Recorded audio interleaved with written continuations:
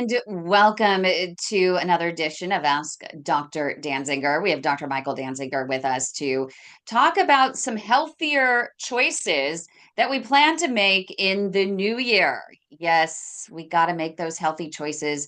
We all say that we're going to do it, we're going to do it, we're going to do it, but do we really do it? It may last a week. We're going to try to help you make those healthier choices last a lifetime. Dr. Dansinger, welcome and happy holidays and happy new year. Thanks so much, Kim. It's great to be here. Thanks for hosting this. Happy New Year, everybody. And I hope the holidays are treating you well. And I've had a terrific holiday season so far. And December is a challenging time. Oh, And yes. um, for most people who are trying to stay healthy, the best they can do during December is to break even and maintain. For those of us who are trying to watch our weight and our heart health, it's December is the most challenging month in my experience, but January and February are the best months. And so let's focus on what's going to happen in January and February and And do our make it best to get through. sustainable. Yes, and do our best to get through the rest of December unscathed. Yeah, it makes we really have the best intentions, right? When we start out the new year and we make our New Year's resolutions and then we don't continue them beyond January, beyond February. And so I think the goal really is what is a New Year's resolution that is truly sustainable? And I would imagine that your best advice would likely be, in knowing you, it's going to be baby steps. So actually make realistic goals in baby steps. Yeah, I agree 100%, Kim. So the, there's a big difference between um, sort of a wish and an actual goal. So a wish, you can wish for anything, but a goal has to be realistic in order to work. And so it can't be overly ambitious, but it has to be meaningful. And I Mhm. especially like health goals that will actually make a difference that is measurable. So if you see improvement on the scale or in your cholesterol levels or in your ability to stick to any plan, those are the best goals. And so at the gym where I go, I see a lot of more people in January than I see in March. And that's what we're talking about here, Kim, is not just a burst of enthusiasm that lasts the first few weeks of the year, but something that is going to make a difference on a long-term basis. And whether it's healthy eating or exercise, physical activity, or anything else, it needs to be realistic. And where do we go wrong? How do we create those goals that are truly realistic? I mean, and I think one of the issues I know for me is that I have this grand idea that I want to eat completely healthy. But is that really realistic? It's a nice intention, it's a nice wish, but it's not truly actionable once you start into your everyday life and life gets in the way, right? You end up going out to eat with different people to different restaurants, situations you can't control. Maybe you're in a rush and suddenly you look in the refrigerator and the only thing you have available are sweets, like a big box of See's candy that I suddenly found in my fridge. And I have no idea who put it there and where it came from. But wow, is that a great temptation when there's nothing else to eat? Yeah, so I think we've all been in a situation where we've had temporary successes that we couldn't sustain, and long term success. I look at it as a skill set, and a big part of that skill set is the ability to create what I would call foolproof systems. So a foolproof system is something that becomes, automatic, and you don't have to spend a lot of time thinking about how to stick to your plan if you've set it up right. But it takes a lot of thought to create a plan that is foolproof. So I'll give you an example in my life. I used to try to get to the gym after work. And I was 50-50 on that. I would drive all the way to the gym after work, and then I was just too tired, and it was easy to come up with excuses not to do it. So that was only partially successful. And then I realized the only way I'm going to be able to consistently exercise every day is to do my workout before my job starts. And I had to bend over backwards and create all sorts of life changes just in order to rig up my schedule so that I could get my exercise done before work. I had to change to a different gym, and I had to change my work schedule, and I had to figure out, a change to my bedtime, all so that I could get my workout done earlier. But once I made all of those changes, it became automatic. So I just set my alarm, I wake up, I don't debate about it. The first thing I do is just go to the gym. Um, and I can do that every day of the week. And so for me, that's just an example of bending over backwards to create a foolproof system. And that's something I've been able to sustain on a long-term basis. How important is it to be kind to yourself when you don't stick to your New Year's resolution that first time? Oh, that's a great question. So yeah, some people make the mistake of just beating themselves up and say, oh, it can't be done, and throw in the towel, and that's end of story. And much better is to just learn from every missed opportunity and figure out how to keep going. And so this is all about, it's not about whether or not you fall off or get off track. It's whether you get up every time. And so if you get knocked down 10 times, you get up 11 times, and you dust yourself off and keep going. And so it's about progress, not perfection. And so if a perfectionist feels like they made a mistake and said, oh, this isn't for me, that's not the way to do it. It's interesting because and I bring up that importance of kindness because we've been traveling over the last few weeks for the holidays, and I've been traveling with my dad, and we were at the airport in Texas getting ready to come home, and it was late, so not many of the real restaurants in the airport were open. They just had a few side places, and we were able to find a place that was able to give him a mushroom burger, which is amazing. On a lettuce wrap, which was awesome. And the problem came though when we had asked for the kale salad as the side, and they ended up giving us some extra crispy French fries instead. And it was busy and, hard to go back up and trying to make the change. And they were giving us a hard time. And so my dad looks at me and he says, do you think that I could splurge? And so I kind of looked at him and I said, I guess we're both gonna have to splurge. We're hungry. We wanted the kale salad, but man, French fries are pretty tasty. So we did. We splurged and started eating it. And he says to me afterwards, he's like, I feel really guilty. I shouldn't have eaten those, huh? I shouldn't have eaten those. And I said, Dad, you know what? If you're gonna eat them, enjoy them. It's actually worse for you to stress about eating those French fries than eating the French fries themselves because stress can actually cause more damage to your arteries, causing inflammation. Was I wrong? Was I on the right track? Should I have not said that? Is it just going to give him an excuse in the future to eat more French fries? So stress is bad for the arteries. That's true. It affects the stress hormones, which are have a purpose, but it has a negative effect of straining the arteries and raising the blood pressure.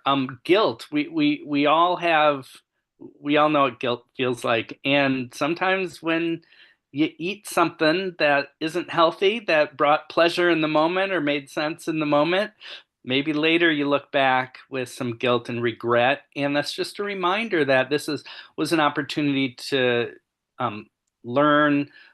Could I have done anything different? Can I do something different next time? Can I learn from this? I think that's a good use of guilt rather than using it to just beat yourself up and do negative things to your mental health.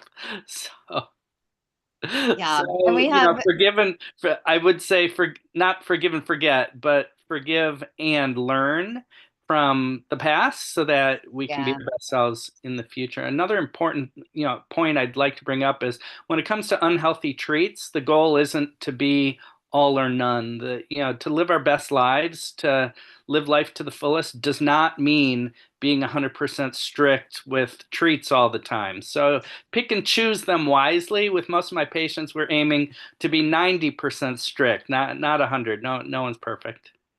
It's funny you say that because I always, when I look at, I love desserts, but now I can't, I'm actually anaphylactic to dairy and I have the MTHFR mutation, which means my body has struggles with turning food into fuel. And so I have to stay away from enriched foods, which literally between the two of them knocks out just about every single one of the sweet desserts that you can get at a restaurant. But every once in a while, I may partake in a couple bites of something, end up, having to take a Benadryl or something. I always joke that you know what? That dessert is not worth it. That dessert is not worth it. If it's going to be worth it, it better be really worth it.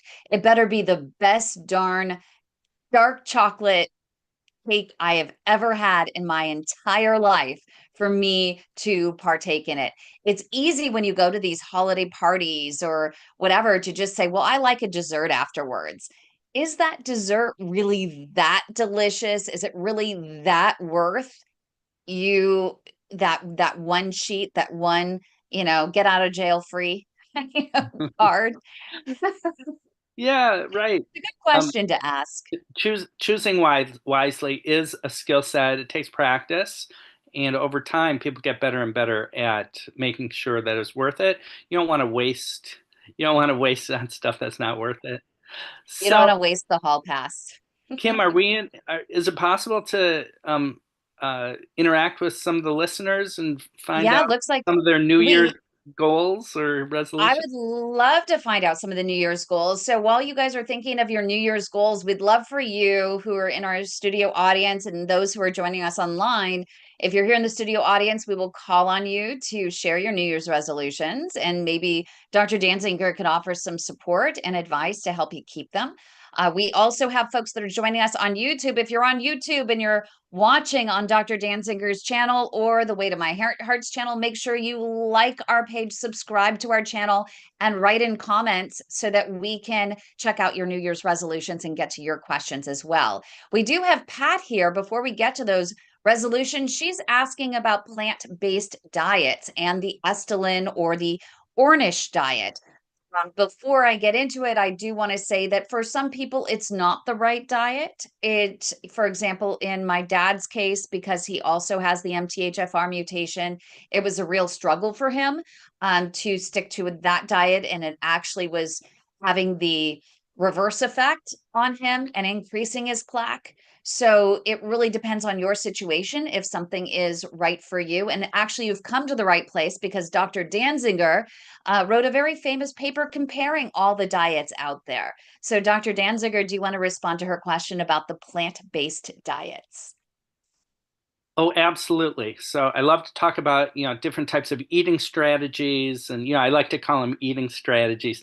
So Mhm. there are dozens of different eating strategies. And in fact, if you look at all the different, diet books out there, there's, thousands and thousands of them. But really you can boil them all down to, about 10 or so different eating strategies. And they range across the spectrum from very low carb, high fat to the opposite, very high fat, low carbohydrate. And so a plant based eating strategy like the Ornish or the Esselstyn is um, a very low fat but high carbohydrate eating strategy. And like all eating strategies, it has pluses and minuses, pros and cons. So a plant-based eating strategy for most people would absolutely be a very positive way to eat. So if everyone on the planet ate a very low fat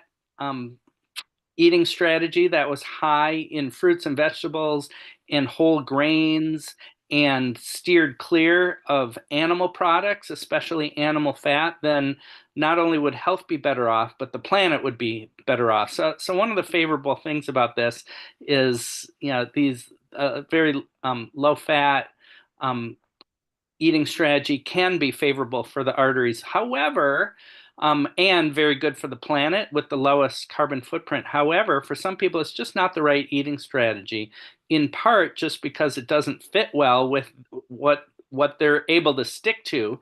Most of the patients I work with, I mean, they're just in no position to stop eating meat. Let's face it. And cheese is hard enough, but to give up all animal products, I mean, they're just not going to do it. Um, and you can try to convince them that their life depends on it, but the fact is, there's lots of different eating strategies.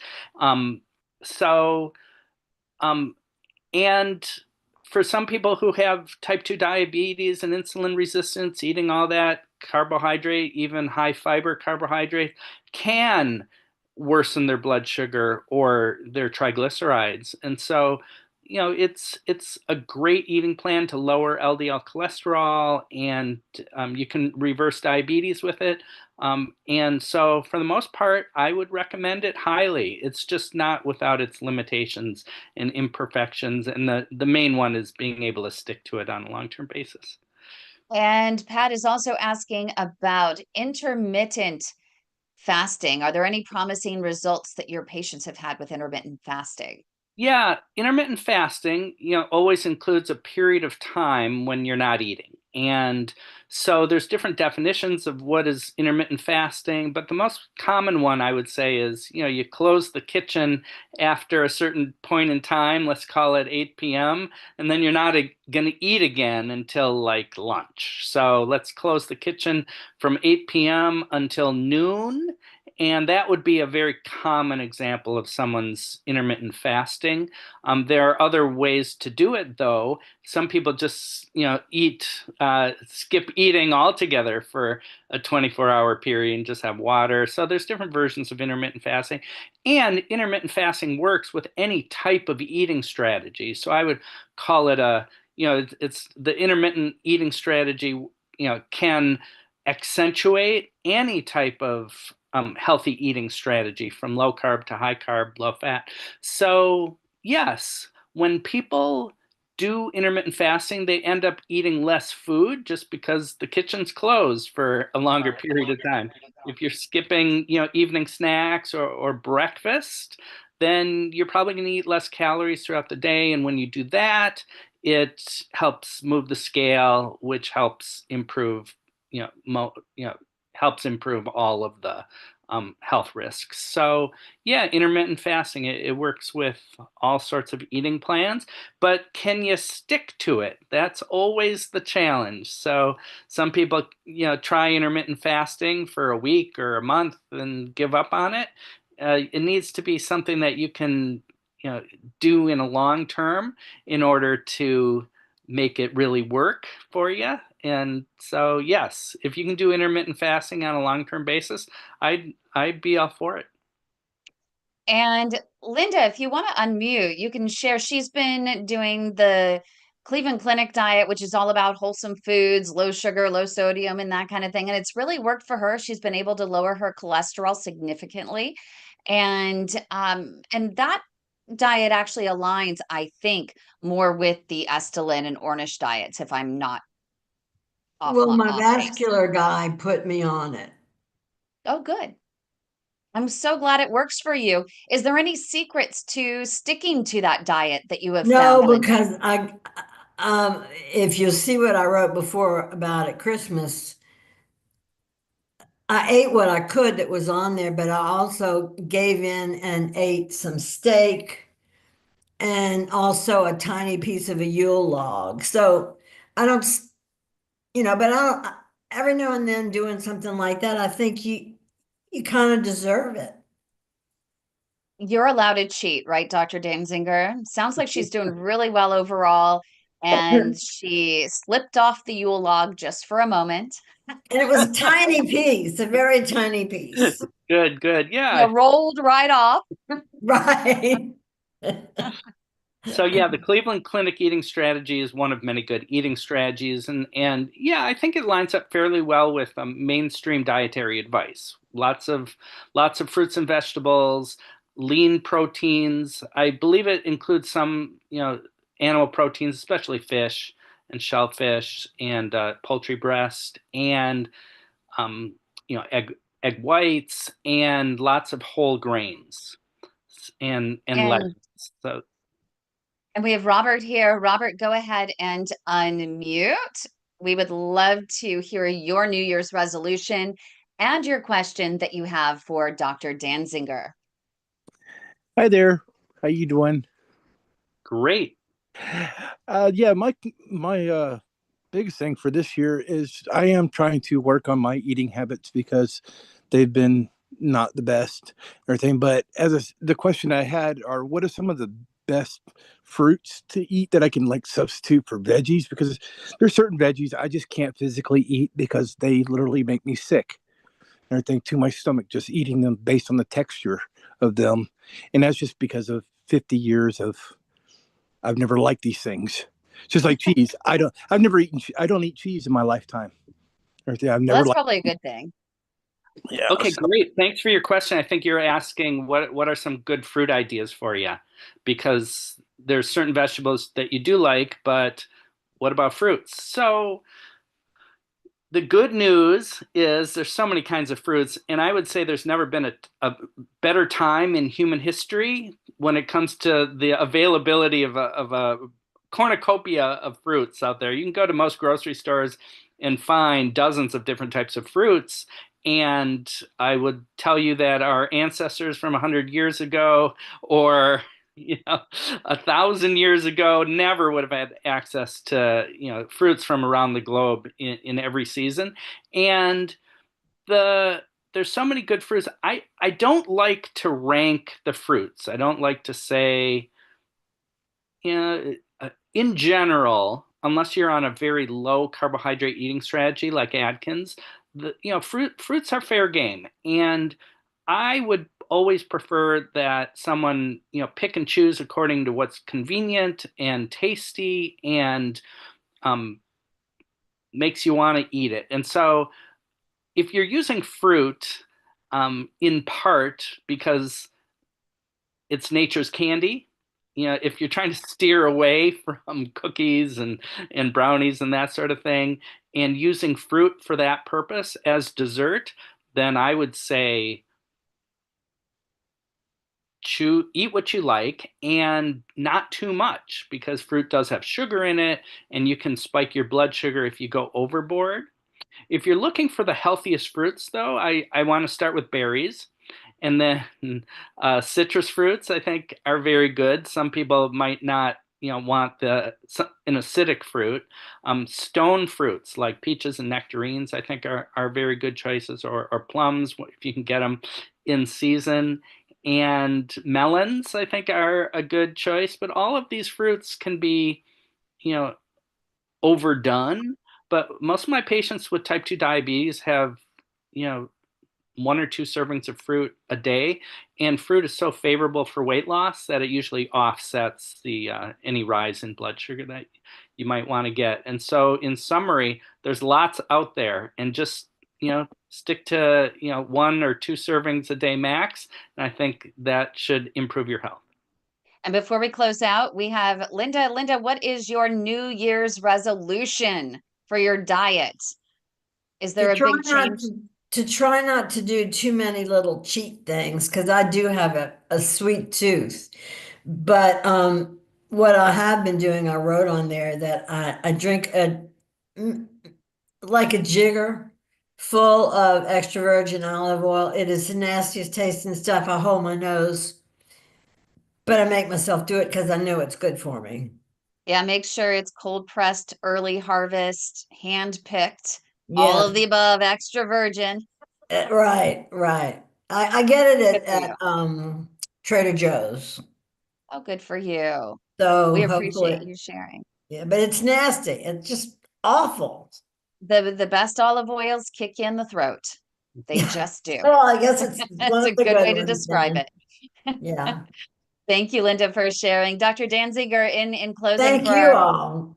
yes, thank you. Our New Year's show, all about our New Year's resolutions. What are your final thoughts?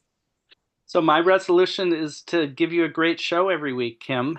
And this is I think our audience is growing, and this is a great opportunity for us to have conversations and just take time out each week to do some thinking and advanced planning and recommit each week to being the best that we can be. And so I think this is along the line. This is a perfect opportunity for me to commit to being the best doctor I can be by having conversations with patients and working together to improve health. Yeah, well, we appreciate you so much for donating your time and committing to the schedule every week because, as you know, most patients don't have an opportunity to even speak with a dietitian on a regular basis. If at all, a lot of insurance doesn't cover it. I know what's really amazing for Dr. Danzinger and those patients in Massachusetts and Florida. A lot of insurance actually cover private sessions with him to help coach you on diabetes reversal. So if you do have diabetes, pre-diabetes, even make sure to check with your doctor to see if you can get a referral to Dr. Danzinger in Massachusetts or Florida, hoping we can roll out in other states soon. But for right now, those patients are very lucky to have you. And I hope that those patients will take advantage. Thank you so much for joining us. If you can't, take advantage every single Monday right here on Dr. Danzinger's YouTube channel, as well as the Global PAD Association's channel under The Way to My Heart. That's our 501c3. Can't change that, but make sure like, subscribe, and join us every single Monday for a live Q&A session. But I hope you have a wonderful new year and good luck with your new